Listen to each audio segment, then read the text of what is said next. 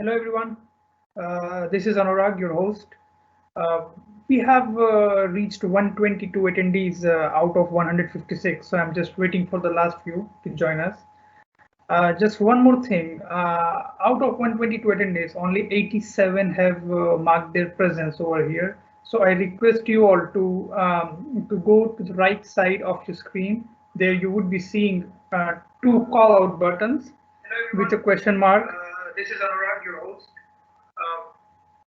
And I want you guys to go over there and comment that you are here with your name. Please, I would really appreciate that.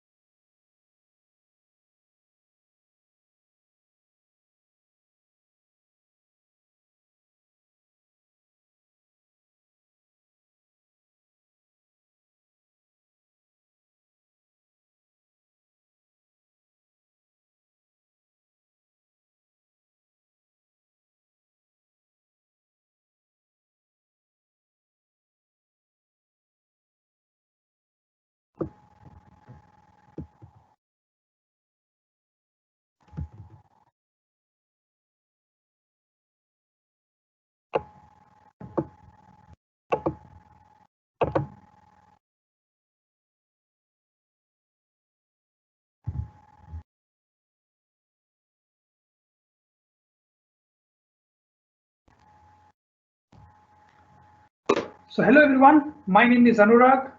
I'm going to be your host, and I'm also the founder of Vinion Consultancy. Uh, First of all, I would like to thank you for your enthusiasm. We have now 148 participants out of 156. I'm not going to wait for the rest of them because time is time. We decided to start at 2 o'clock. It's already 2:01, so we are already running crunch on time. So we will be starting with the session. Now, this webinar on connecting engineers to industry is an introductory session, And we would be starting a series of sessions after this. Every single week, we would be talking about the technological happenings to keep you updated on what's new in your field. And once in every 2 weeks, we would be having guests who would be the CEOs of the companies. They could be the professors, they could be the scientists working in different fields of engineering. And we would be getting an insight on how they work, what is their mental process towards their work, and also how engineering is connected to their work. And so how the scenario would be working is every single week you would be coming and attending the webinar for an hour, and you would be getting the updates of the whole week. So you would be getting the technological updates and also the insights of the great minds who have been working in the industry for long. So now coming back to this specific webinar, in the next 1 hour, we would be discussing about the post-pandemic opportunities. Due to the recent emergence of COVID, we have found many different ways of working, and the thought process that was before the COVID was there, and now after the COVID has completely changed. Like before COVID, people used to say that technology is sending the people far away, but now the story is completely the other way. It is the technology which is bringing the people together. For example, look at this webinar. We are getting connected through this webinar. The second point that we will be discussing is outgrowing the engineering myths. Now, what is a myth? Myth is something is like mythology. It's like stories which have been told to us by someone else, and because we trust them, we believe them. But this happens every single time. It's like you believe in something, but it doesn't have to be the truth. But you find the reality during the course of your life. So I would be pointing out the 5 myths which I believed before, during, and after the engineering, and how I understood the reality of that. And I believe you would be able to relate with me on these 5 topics. Next up, we will be talking about the 3 pillars of business. Now, what are these 3 pillars of business? These 3 pillars of business are time, and then it is the flexibility, and then is the cost. Why are these important? We would be discussing that briefly. But why business? We are talking about engineering, but why are we talking about business in engineering? Here, business is any kind of a negotiation which is happening in real life. It can be a negotiation while we are developing a product. It can be a negotiation while we are developing a project. It can be a negotiation while selling a product for the MBAs, or it can be this webinar. Everything is built on top of these 3 pillars. Any successful business, any successful product, any successful business, any successful project is built on top of these 3 pillars. And in the end, we would be having a question answer session, followed by which I would be discussing with you the tool that I mentioned. You would be receiving by the end of the webinar for writing down the description of the idea, and this tool will be helping you to scale up the idea into a wider landscape. So now, looking into the post-pandemic opportunities, as I told you guys before, the technology. We believe that the technology is bringing us, is putting us far away from each other.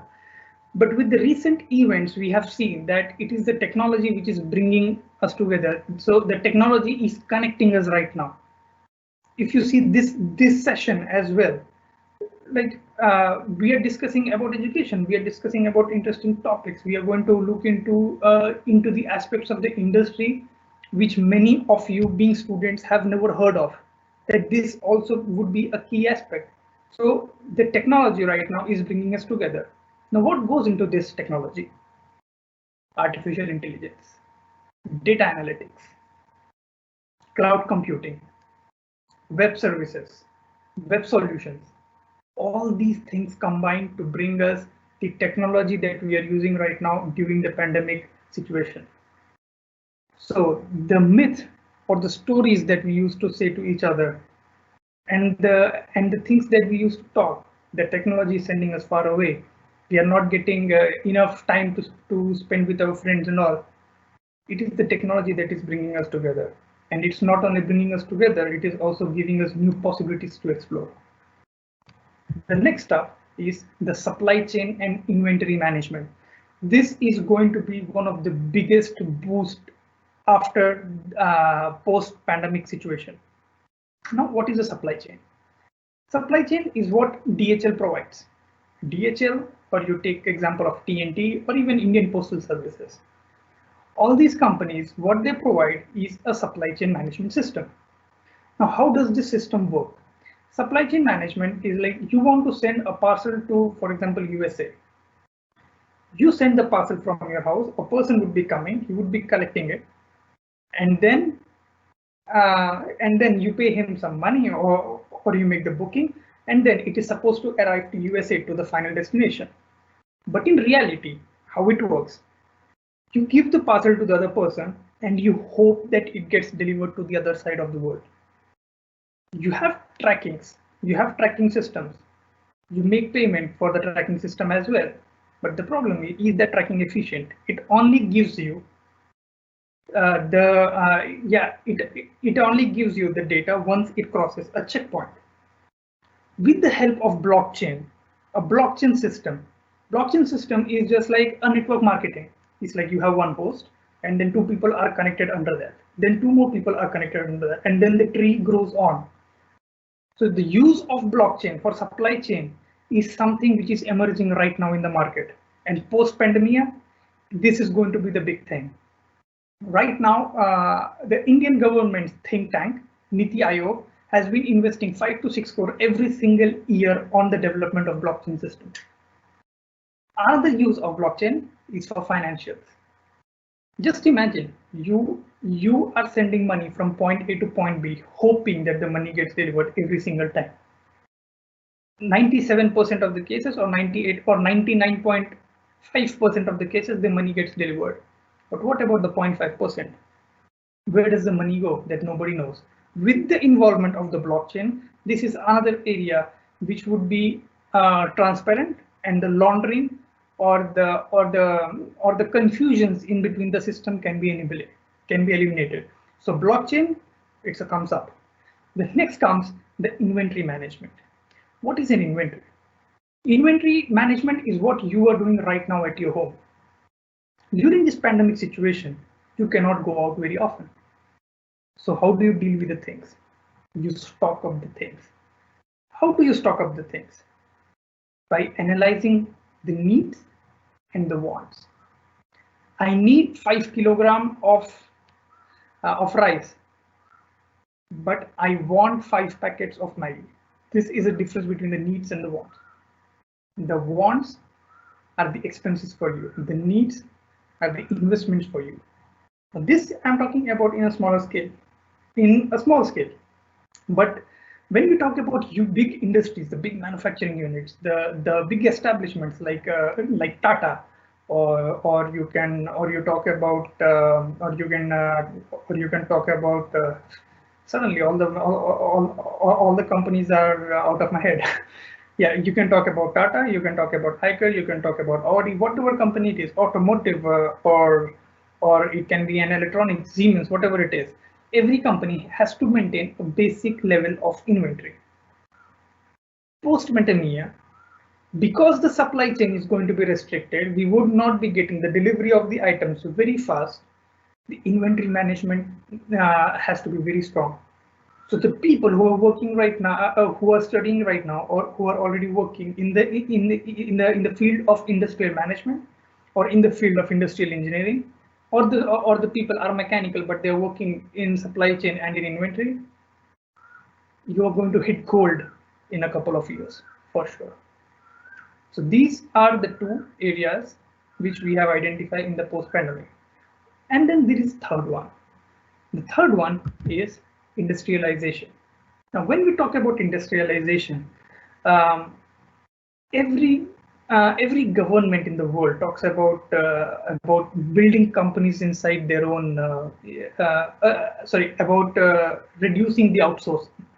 that you are not supposed to outsource to China, you are not supposed to outsource to Mexico, you are not supposed to outsource to Morocco, for example.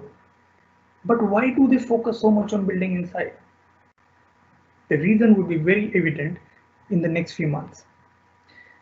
In 1700, great economist, he said that the industrialization of a country would be defining the economic gains, the economic advantages that the country would be posing for the next 10 to 15 years.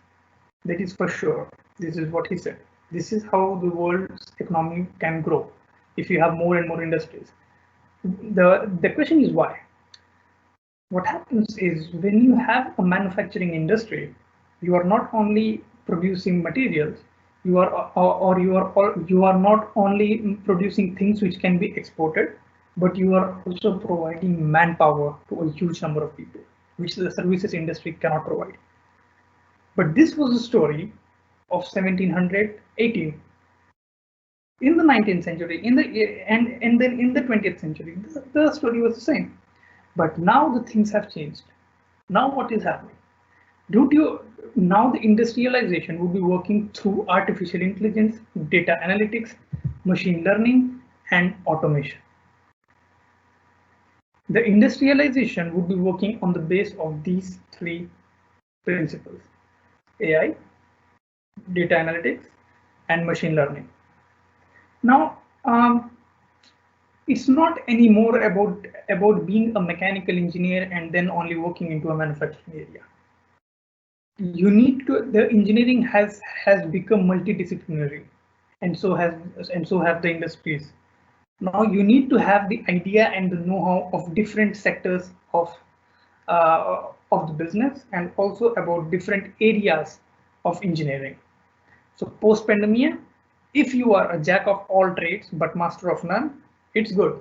If you are a master of one, then you need to start learning the jack of all trades. That is the only way to survive in the market from here on. Because if you know only one thing, and if there is another guy who knows just one more thing more than you, he is going to succeed you for sure. Now, let's talk about the engineering myths.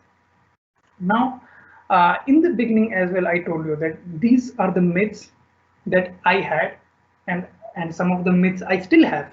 But how did I outgrow them?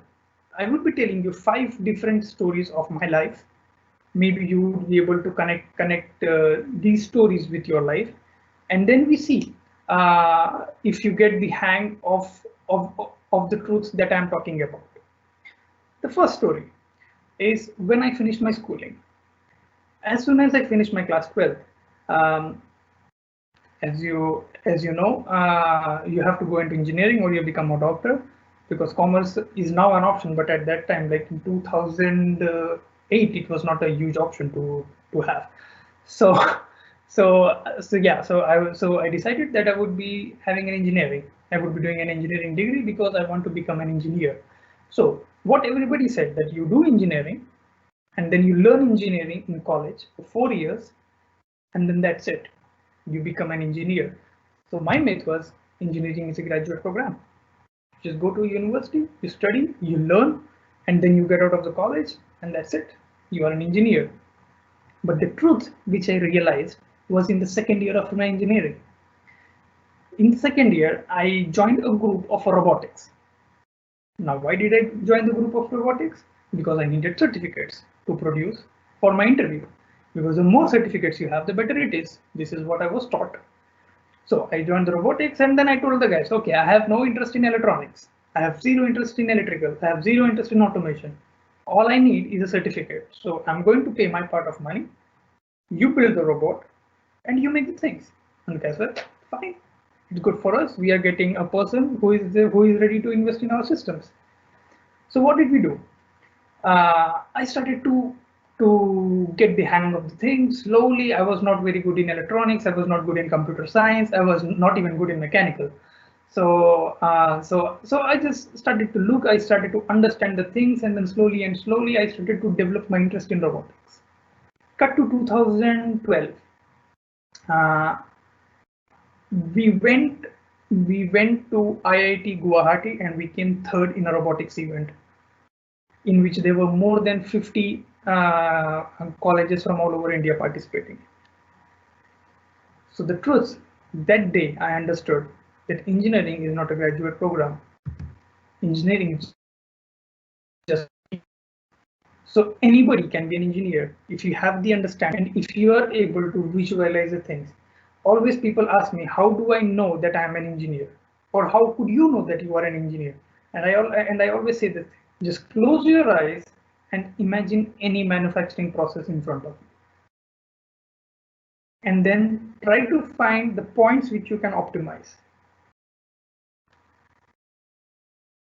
If you are able to see the points of optimization in any manufacturing or any software development, I'm talking about manufacturing and industries more because I'm a mechanical engineer, so I relate mechanical quite easily. But having said that, even the software engineers can try to make a wireframe of their whole software development system. You just have to close your eyes and then imagine the whole system working in front of you, and then find the points of failure, which are failing, which can fail, or which might fail because of your past experiences. These are the points that you need to identify. And if you are able to do that, then I always say, then you are an engineer. It doesn't matter if you have a degree or not. The reason for that is engineering is all about re-engineering. Engineering is not about finding solutions. Engineering is about finding a problem, because problem finding is one of the most difficult and the critical points of anybody's career. I myself have been in that position where I found it very difficult. Sometimes it was like I knew that what was happening, but I couldn't figure out why. Finding why is very difficult for any person. And the day you start finding why, you are an engineer.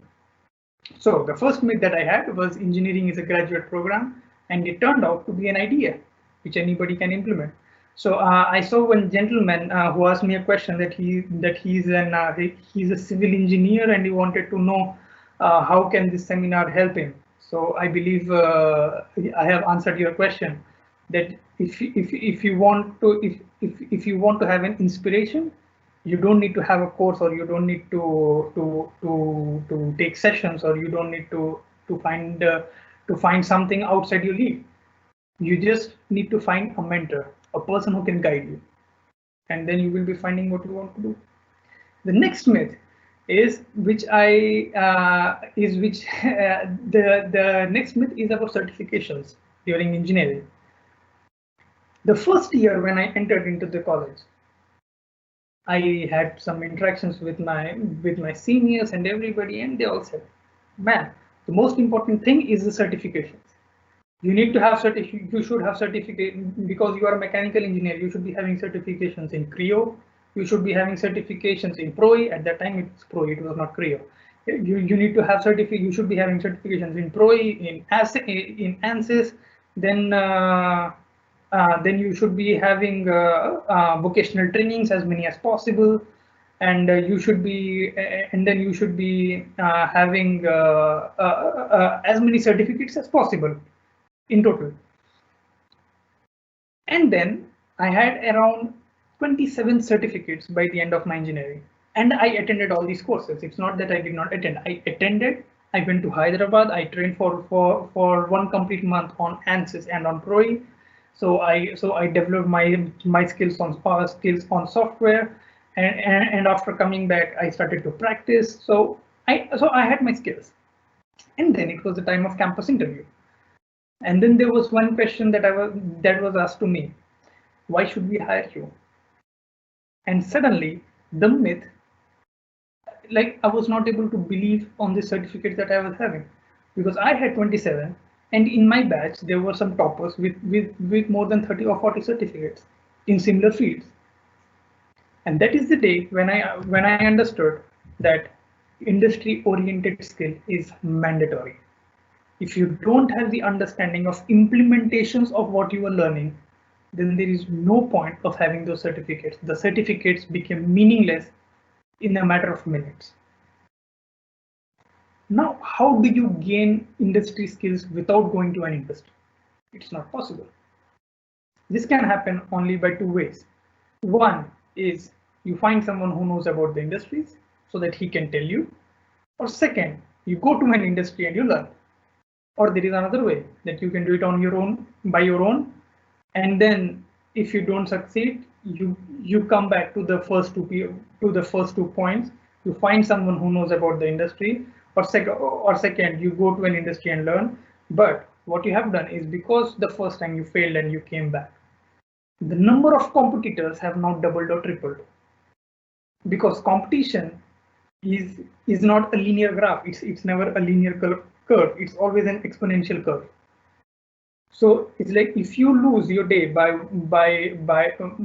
if you lose against your competitor, if you're behind your competitor by 1 day, then your competitor is ahead of you by 2 days, because it's an exponential curve. So just imagine what happens by 1 month. Your competitor is ahead of you by almost an year.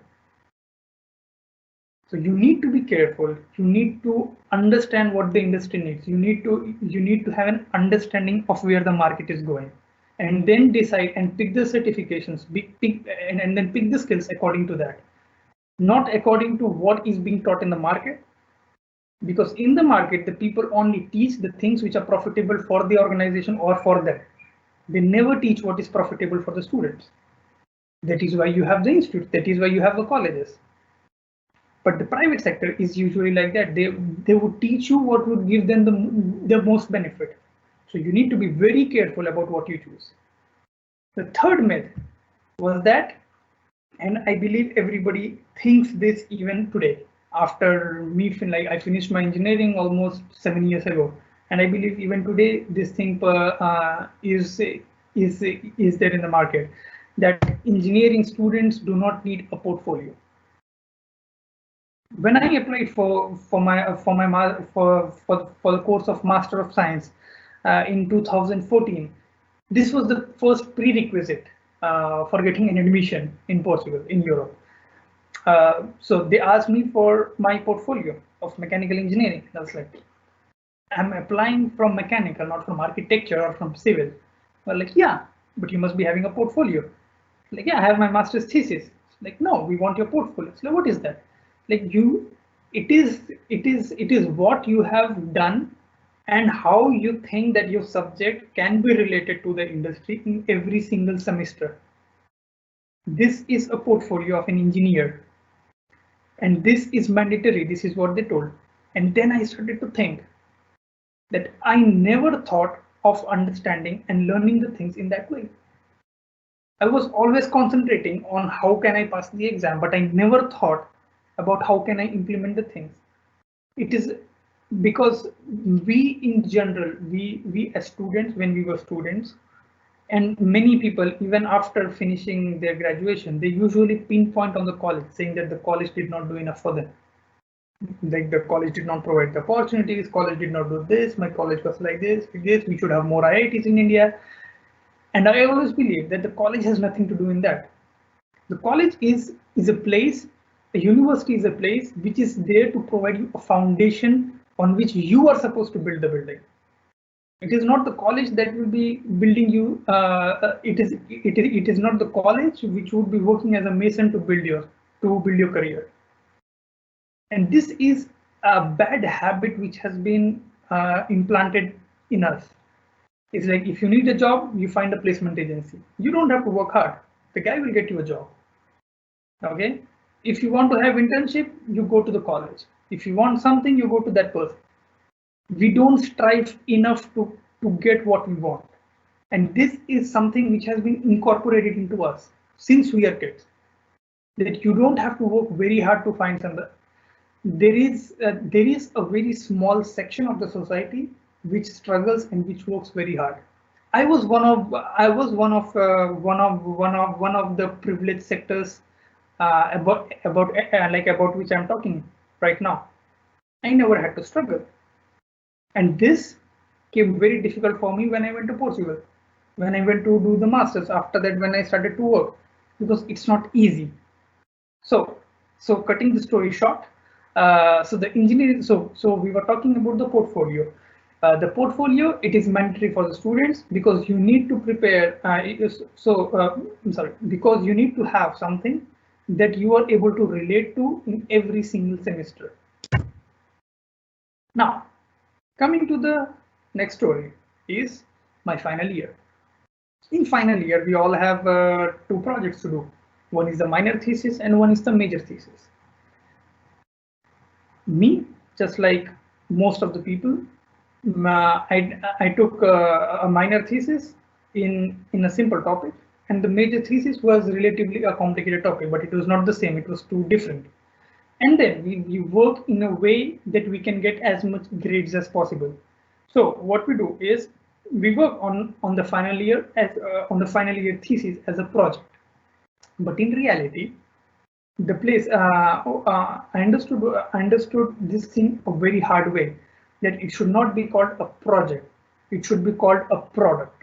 The reason for that is it is a final year product portfolio, because what you are making in the final year is the accumulation of your knowledge which you have received in the first 3 years of the university, plus the final year that you are studying in. So this product, the way you develop it, is very, very important. At Vinion, every single year we take around 50 students and from the final year, and we combine the career accelerator projects with our business accelerators. And what we do is we provide them with skill set, we provide them with ideas, we provide them with contacts, and we provide them our resources to build their final year project into a marketable item, which if they want in the future, they can start a company with. We have success stories with people who started, like, who came to us with an idea, and then we started to talk and talk and talk, and then we said, wait, maybe we are talking about something which is quite interesting, and maybe we can build some kind of a product out, like a product out of it. The reason we are able to do that is, in our business accelerator, we are having contacts in Portugal, we are having contacts in USA, we have political contacts, we have technical contacts, we have contacts inside India, we have contacts in Dubai. So globally, we are widespread. So because of these contacts, we are able to accelerate their product inside the market, and we are able to show the students a new dimension of the world, a new dimension of the final year project, or it should be, or as I'm saying, it should be called a product. Because this product is what is going to define the rest of your life. Your rest of your life depends on this product, and people, including me at that time, is to take it quite lightly. It was like, I just need to get this so that I pass, and then I will go into the interview, I will get a job, because after doing the engineering, there are 10 companies waiting for me to hire me. So this is the perception with which I was living. So yeah, lucky for me, I understood these things, these myths, and I was able to convert these myths into truths by understanding and then working the way around it. So coming to the final one is, I was always told that if the trainer is good, if you go to a very good coaching institute, okay, then the trainer will be teaching you a lot of good things. He would be giving you ideas, he would be telling you about how to make a design in a software, or how to develop tools in the software, or how to create softwares and how to code and these things. So yeah, it's pretty good. I had a certification in ANSYS, I had a certification in ProE, I had a certification in SolidWorks, I had the 1 month of training again in ANSYS and in ProE. I took certifications in Arduino board development, and then I was jobless. I did not get placed in any of the companies after the final, like during the final year placement. The reason for that is, this is a myth that you need to look for a trainer. You already have trainers inside your university, inside your institute, who have a lot of experience on working on softwares. But the point is, we always try to find things which are not accessible to us. If I give you if I give you a pen to write, you would be more happy than writing with your own pen. And that is how the world works. We always try to find inspiration outside of our home, whereas the inspiration maybe is sitting on the sofa right in front of you. But we always try to find inspiration outside. So when you talk about trainers, trainers are the people who are going to give you the knowledge, right? The trainers are the people who are going to help you to build your career, who will be helping you to kickstart your career. But actually, so these things are already being provided to you inside your college. So what you need to find out is you need a mentor. Now, people you usually say, so what does a mentor do? It's like it is the same as a trainer. The mentor would be telling you what to do. The difference is, uh, uh, when I went for the master's degree, this was one of the most toughest and the irritating part of my life. At the end of my master's degree, I was doing I was working in a company in Portugal for 1 year. Like in the second year of my masters, I was like I was also studying. I was doing my thesis and also working full time in a company in Portugal, and it was unpaid work. Basically, it was kind of an unpaid internship for one complete year, and it's not like you just go and then you mark your presence and then you go home. It was hard work. You had to do that. You had to be there. And at the end of the and then at the end of the internship, I made my thesis, I made my report, and everything was done. And then I submitted. I was supposed to submit. I was supposed to have my presentation in January 2016. I submitted my first draft in October 2015. From to October 2015 to December 2015, when it was finally accepted, I edited, re-edited, re-edited, re-edited my thesis 13 times. 13 times my thesis was rejected by my supervisor. 13 times. I'm not kidding. It is very, very irritating. But at the end of the day, after the presentation, I got a compliment from my from the external, and he said, "This is one of the best compiled theses that I have ever seen." And this meant a lot to me. But how did I get there? Because of my mentor. The supervisor made sure that I was beaten up, beaten up, beaten up, and beaten up till I'm able to I'm able to finalize a very fine thesis, a very good quality thesis, a very good quality report.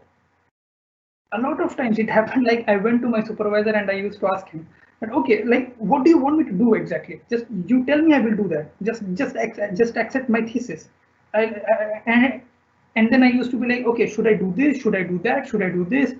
And he always used to look at me and smile. And he said, Anurag, you put your efforts. And I said, but whatever I do, you never accept it. And he said to me this thing, and this changed my life. And he said, Anurag, I believe in giving the fishing rod, not the fish. Because if I give you the fish today, you will eat, and from tomorrow you will starve. But if I give you a fishing rod, you can catch fishes every single day, and you can feed yourself every single day. And this I tell to my students as well. The students who come to us for like asking for mentorship from our consultancy, I always tell them, if you want to learn software, you go somewhere else. I'm not. What I'm going to provide you is what to do after you learn the software. The way we work is we are going to train you for 2 months, and after this 2 months of training, we will be providing you mentorship for the next 6 months. Because the students never get doubts or they never have problems when they are in the training session. Because in the training session, there is a person standing in front of you. When you are learning, what your mind is doing, it's processing. And when you are processing, it is difficult for it to reason. You only start reasoning after 1 or 2 months of learning. And by the time you are starting to reason the things, you are out of your training institute. Once you're outside your training institute, you have no one to ask other than Google. The same happens with the YouTube channel, this channel videos and everything. Like for example, you go to Udemy, you go to any online place. These are the recorded videos. So what they do is you go there and you watch the recorded video, you write everything down, and then when you go to implement it in the company, there is no one to support you, and there is no point of having this kind of trainings, because this is a training. What mentorship is, you learn this. This is what I'm teaching you. Then you go to implement this in the company. If you have any doubts, you come back to me, I will help you out. This is what mentorship is all about. I always tell to my students that what I will teach you is how to turn your data, which you are learning in schools and in different institutes, into information. Because information is what you get when you're processing. You learn, you get the data from there, you process, and then you create the information. Then when you are provided with live projects from the industry buyers, when you are provided the real-time industrial situations buyers, what you are going to do, you are going to convert this knowledge, this information into knowledge. And once you get the knowledge, you can distribute it to as many people as possible, and with that you create wisdom. And when you reach the point of wisdom, that is where our mentorship stops. Because from here on, you don't need our help. You can grow on your own. So this is a platform that we provide for the students to accelerate their careers from here on. I have a lot of people coming to me and asking, so are you going to provide me a placement after we take training from you? Why do you want to come? Why do you want to get a placement from me? I don't want a company to choose you. I want you to choose the company. There is a big difference. You should be able enough after having an engineering degree, after having 20 certificates or something like that. I was in a situation where I was waiting for the companies to choose me. After my master's degree, I was having 3 different offers from companies, and I was the guy who was choosing the company. So there is a huge difference of having a trainer and having a mentor. And this I realized after working for 6 to 7 years in the industry, that what is the difference between a trainer and a mentor. Now, moving forward, because we are lacking time, now moving forward, we would be talking about the 3 pillars of business. Now, what are the 3 pillars of business? As I already told you, first thing is time. There are many different names of time. Like you can say it's a lead time. You know what is a lead time? You say it's a lead time. Lead time is the development of any product from conception to the marketing of the product. This is the complete lead time that the product has entered inside the market. It can be for a software. It can be for any manufacturable product or anything. Then comes the second part, which is, and then there is another name for the same time, which is the search time. If you go to Google and every single time when you type something to search on Google, what happens? It shows you the time, the amount of time that it has taken to find that search, and this is quite important. So what these companies do is they work on time. So this is the first pillar and the strongest pillar of any business. Second comes flexibility. I will give you a real-time example connected to this webinar. If you remember, the first time when it was decided and you guys got the email of the location of the webinar, it was with WebEx, right? Okay. So I was calling the guys of WebEx for 2 days continuously, and nobody answered the phones because they were not able to find the working hours between India and USA, and there was some kind of technical issue to solve and this kind of problems. And then I called Microsoft, the Microsoft Office, the company Microsoft. They answered my call inside 10 minutes of me. They gave me a call back inside 10 minutes of me sending them an email, because they have so many offices all across the world, working in so many different times, working at so many flexible hours, that they are able to deliver you services at any point of time. So what happened is I left Cisco WebEx and I joined with Microsoft Teams. And now I'm giving you a webinar and I'm paying a monthly subscription of some value to them. So they got a customer. So this is what flexibility provides. It allows your customers to work in a way they want. And the next point is the cost. The cost is the cost as well has different names associated with it. One is the cost of the product, and second is the cost of the quality. And then there are many more, but these are the two which are which are highly rated. When you talk about the cost of the product, it is the cost at which the product would be sold so that you can maximize your profits. Cost of quality is the gap between your cost of production or your cost of making and the cost of selling is the cost of quality. The lesser the cost of quality is, the higher is the margin of your profit. Because what is cost of quality? Cost of quality is the amount of money that has been wasted, that has been spent in trying to repair the mistakes or trying to repair the mistake that have been made during the development process of a product. For example, you are making something and you broke that part in the middle of the manufacturing process. So what you have to do? You have to make the product again because you broke it. So now the price is double. Now the selling price is, now the cost of production is double because you are going to make the part again. But your selling price, you cannot increase that because that is fixed. So the cost of quality is this extra value that you have paid for the redevelopment of the product. So these are the three pillars of business. Now, the most important question: why do people go to China? Just to understand the business model, I will explain you. Why do people go to China?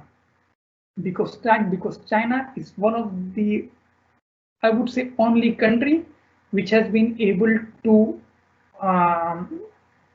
build their empire by using two pillars of this by using two of the three pillars available, that is time and then is the cost.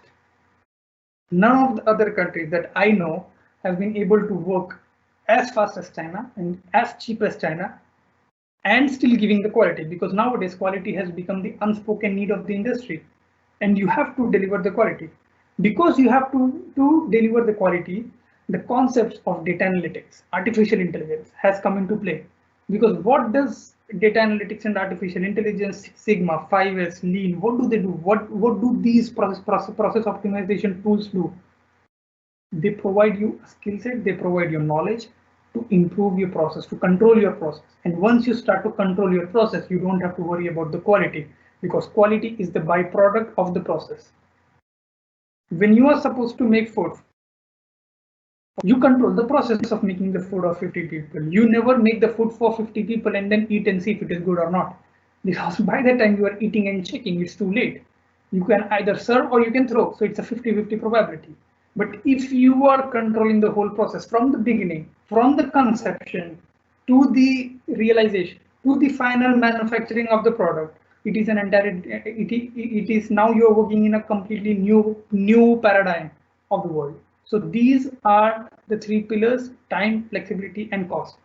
And now we would be moving to our next section, which is the summarizing of the whole session till now. So from all the discussions that we have made till now, which are the business areas that you need to watch for? The first is the AI, web solutions, machine learning, data analytics. This would be the future for sure. As we have seen, we would be needing that for the industrialization, because industrialization would be the key for the development of the economy and also for the economic recovery from now. For the students and even for the entry-level professionals, you do not need a trainer. You have sufficient amount of trainers around you. What you need is a mentor, because the mentor is a person who is going to hold your hand, but also make sure that he's not spoon feeding you, because the day you get spoon fed, the day someone is saying, I will get you a job, you need to, there needs to be an alarm, a kind of a trigger button which should start making some kind of a weird sound when someone says, "I will get you a job," because in India, only less than 52% of the people of the freshers are being retained by the company after 6 months of contract. Less than 52%. More than 48% of the people are being fired after the first contract. The reason for that is they show certificates, they are very good on paper, but when they go to the ground and when they start to work, it's a zero. And from here on, after the post-pandemic situation, the companies would not be having time to invest on training of the people. They want people with skill sets. They want people who already have the knowledge. The companies would not be having time to spend on you. So look for a mentor and not a trainer. And then if you guys are in the final year, or if you guys are in the third year or second year or even first, even in school, wherever you are, make an engineering product, not a project. I'm pleading you guys to change this mindset. Make a product, not a project. And then the 3 pillars of business. Whatever product you make, remember the 3 pillars of business. Your product should not take a lot of time for manufacturing. Having said that, it should be easy to use, the flexibility, and then it should not be very expensive, the cost. These are the 3 things, the 3 pillars on which any product, any business, any project is based on. Even this webinar, if you see the time, 1 hour, I tried to squeeze in as much content as possible inside 1 hour, and I tried to relate it with my life, with my life stories as much as possible. So the flexibility was trying to connect with you guys through my life examples. And then the third one is the cost. It's for free. So I was able to tick all 3 pillars of the business. So with this, we would be coming to the end of this session, and now we would be getting to the Q&A part. So in case you guys have any questions or any doubts, I would ask you to start writing it down on the question answer page, and then I can answer you guys as in the sequence of how the people are asking.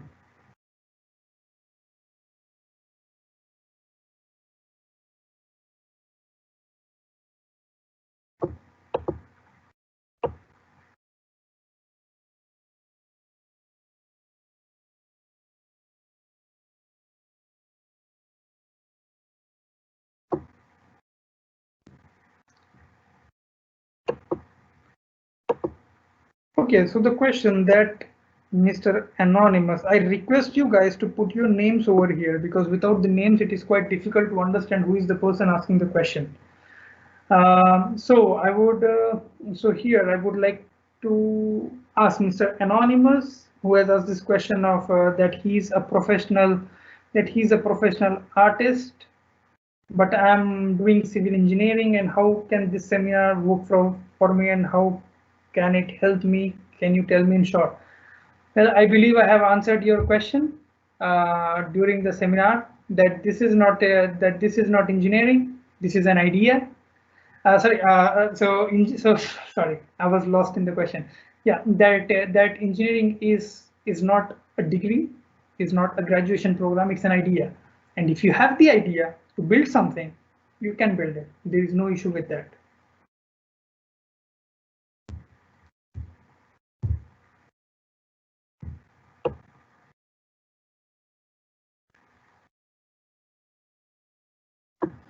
Okay, then there is another guy, Nishant Shukla. He asks, how can we get the practical experience during our graduation time other than doing certain courses? That's a very good question. There is no need for you to take different kinds of courses, because nowadays everything is available in YouTube. But then there are a lot of aspects which only the people who work in the industry know exactly what is expected, what is the expectations of the industry.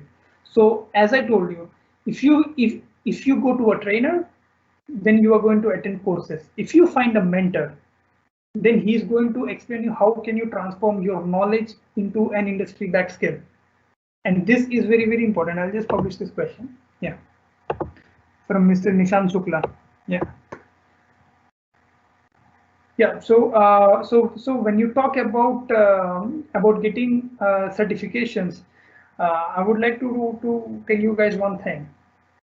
Most of the certification courses that are being told, these courses they follow a fixed pattern, and they have been following the fixed pattern since I was doing my engineering.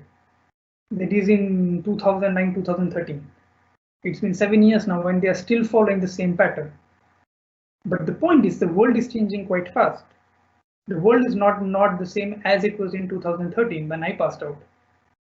It was quite interesting. I was watching one of the interviews of the guy of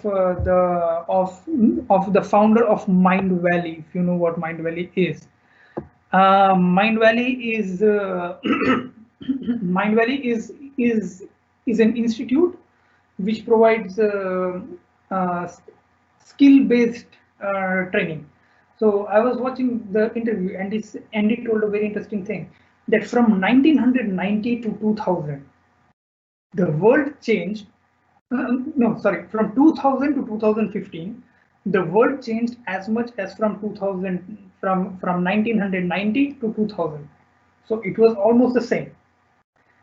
But from 2016, this is the crazy bit. From 2016 to 2022, the world would be changing as much as the entire 20th century. And from 2016 to 2025, no, sorry, from 2022 to 2025, in 3 years, the world would be changing as much as the 19th century and the 20th century combined. So just imagine what would happen if you study in the same pattern in which I studied in 2013. The market is changing very, very, very fast. You cannot afford to learn from the people who are very, very away, who are far away from the industries. If you want to get into the academic fields, if you want to have a PhD and then become a scientist, it's fine. Even then, you need to be involved with them, with the people in the industry. But having said that, it is very important for you guys to be connected with the people from the industry. It can be through us, it can be through this webinar, or it can be through your college. But it is very, very important for you guys to be connected with these industries, and that is the only way that you would be able to get the technical knowledge that Mr. Nishant is talking about. The technical experience can only be provided to you by mentors, not trainers. Next question is Miss Mansi. Yeah, Miss Mansi Ramwani is asking how to make a profile. Now, how you make a profile? How to make a portfolio. So how you make a portfolio is, first of all, you need to understand what is the need of the market. First of all, you need to choose the projects very wisely. The projects and the products that you are going to put in the portfolio. If you put that I made a windmill in the first year of my engineering, then nobody cares about it. But if you place in your report that I worked on development of a video conferencing software, I was not successful, but I tried in my second year, and then you place some coding. For example, you paste a part of the code, not the complete code, because that is your USP. You paste a part of the code. You paste the complete wireframe, and then you make a small document. It can be a page, it can be a website, it can be anything. But this is the way you start making a portfolio. All the students who get trained by us, we provide them 3 projects, 3 live industrial projects at the after their training. Like, we train them for 2 months, as I told you, we train them for 2 months, And then for the remaining after that, for 6 months, that is the total duration of 8 months, we provide internship, we provide mentorship for 8 months. For the first 2 months, we train. For the last 6 months, the mentorship that we provide during this period, we provide them with 3 projects that they have to make. And for each and every project, they have to make a portfolio. It is mandatory. And only after the duration of 8 months that they would be getting a certificate. And this certificate they would be getting, this would be the certificate of internship, of training. In some cases, if they work on the real-time projects, and if they develop a project which is marketable, we give them the certificate of experience directly. So I believe, Mansi, I have answered your question.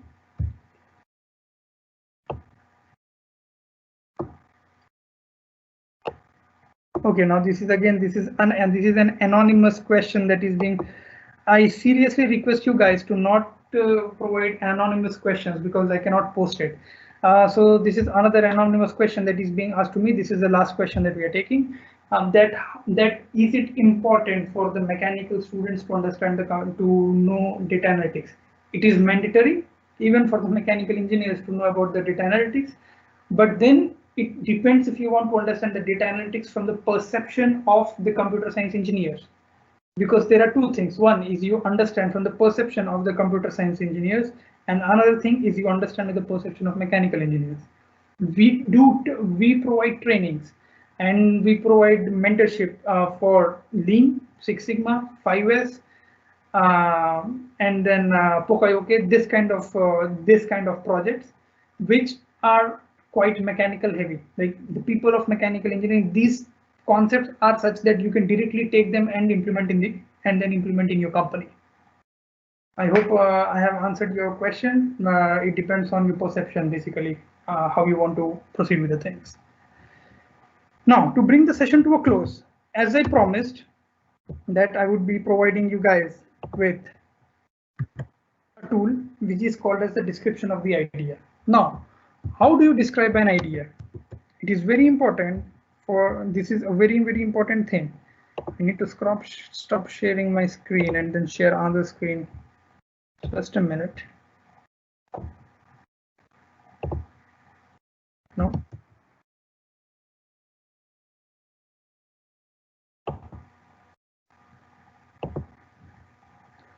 I'm trying to figure out where the screen is.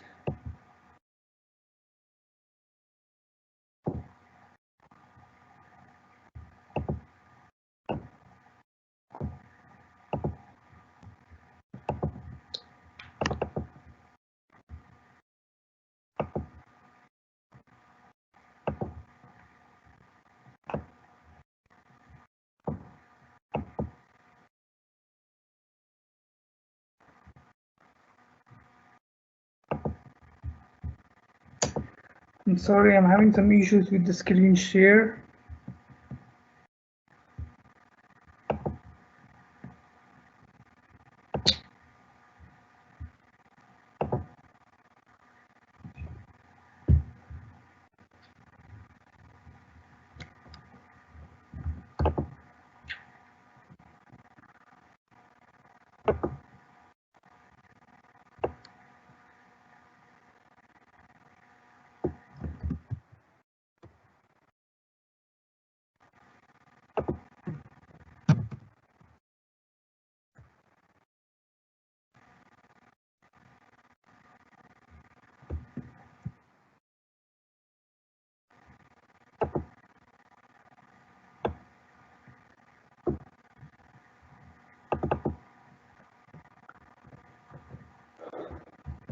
Okay, I believe now you would be able to see this thing.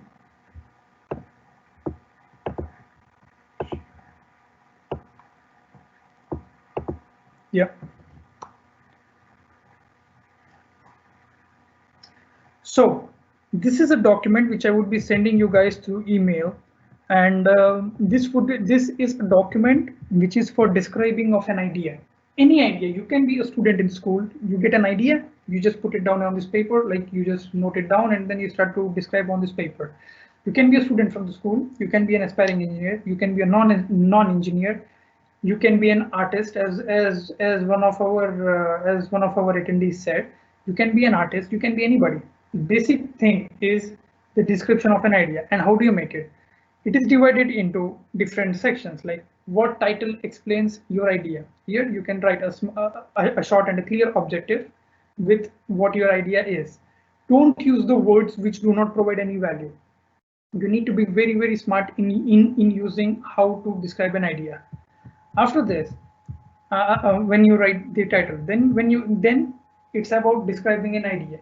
How do you describe an idea? You need to answer the following question: what is your product? What is your idea? Then why is your idea? Why is your idea unique? Why you are bringing this idea into the market? Third, how are you going to sell it, or how are you going to market it, and what are the resources required for that? When are you planning to implement it? When are you planning to launch it? Where are you planning to market it? Where, which is the location where you want to market it? For whom? Which is your target audience? Which is the category that you want to serve, and why? Of course, why is very important. And then you write down a short description of 300 words. And then below you need to write, you would be having the keywords which would be characterizing your product. Now I would be sending this thing, this document to all of you, to all the participants of the seminar. And what I expect you guys is, and what I want from you guys is for you to fill this form. Any kind of idea that you guys have at any stage of your life, 5 years from now, 10 years from now, it can be 20 years from now. But whenever you get an idea, fill this paper. And if you guys need any kind of help from us, drop us an email at info@vinionconsultancy.com. You have the email ID in your inbox. A lot of emails, I believe, 2 emails, 3 emails in your inbox, and I would be really appreciating any kind of feedback from your side. Thank you very much from Vinion Consultancy. And I would also like to thank Basic Consultants, who are our collaborators today. Now, Basic Consultancy is an immigration center. They helped us to build this presentation. They helped us in spreading out the word. They helped us in getting around 480 attendees in total since morning. This is my third presentation that I'm giving, the third and the final presentation. I'm sorry, I'm a bit sweaty, but yeah, I'm a bit tired today now. Yeah. Okay, then thank you very much. I really appreciate the time that you have spent with us, and I hope that you gained some insight. Just one last question. How you see digitalization is going to take place after COVID-19? That is a very, very good question that some anonymous person has asked. Is there any source in metallurgy and mechanical material engineering? This other guy. Okay. So how do you see digitalization is going to take place after COVID-19? We at Vinion, we are already working on different kinds of projects for facial recognition systems, for checking the body temperature, and also to remove the biometric concept. If you go inside the companies, even now they use biometric system for taking the attendance, and this thing would be replaced with facial recognition system. So this is one thing. The psychological aspect of pandemia would last much longer than the pandemia itself, as it has been all the time. So the areas and the sectors in which the social distancing would be promoted, any kind of product which would promote social distancing, any kind of product, any kind of idea that would be encouraging people to stay at their home, to stay in an isolated environment and still work, still give the productivity and make good money, any kind of sector, and those kind of sectors are going to have a boom. If you have any idea related to this kind of sector or this kind of a product, I would ask you to fill up that document and send it to us, so that we can get back to you. We can discuss the possibilities of that. We can work together. We can maybe develop some kind of a product which is marketable, and then we can grow your career and also the business that you would like to get in. Thank you very much. It was Anurag, over and out. Bye.